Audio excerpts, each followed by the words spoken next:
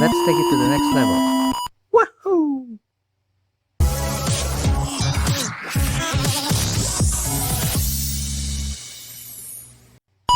What's up, nerds? Welcome back to the channel. And as you might have guessed, today we are unboxing the SHF Super Mario from S.H.Figuarts. Special thanks to Wild Toy Nation. So here we have the front of the box. Pretty basic SHF packaging. We got the back of the box. Here's the side, which really invokes the video game. Now without further ado, let's level up and let's get into it. Now here we have Super Mario with his accessories. We got an extra pair of hands, the question mark block, power-up mushroom, a coin, and a stand for the question mark block. We also have a separate sheet for the instructions. Now this Super Mario is actually a reissue.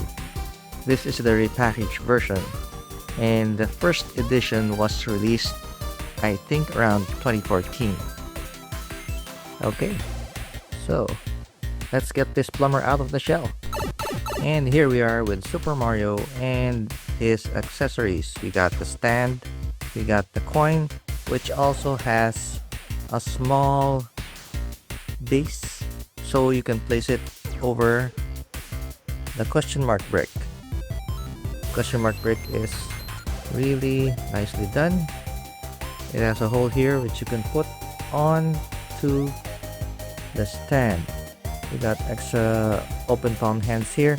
Now this one has a hole in it which I think should be able to hold a turtle shell, which would be included in the Luigi figure. And we also have a power-up mushroom. Nice. Besides that, we also have an extra attachment here for Mario's back. You can remove it here and you can place him in the stand for more dynamic and jumping poses. Now let's check out the figure itself. I'm not expecting much for this figure. The articulation is pretty basic considering that this is already a 12-year design. The legs can move up to here.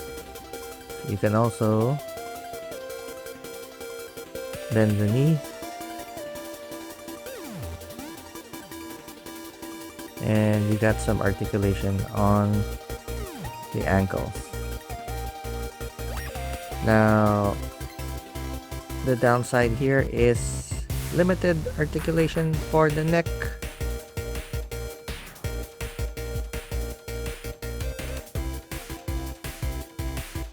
And that's pretty much it. But it's still a good looking figure.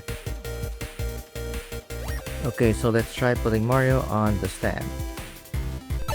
Now here we have a nice decent pose of Mario jumping, which ironically he was originally called Jumpman.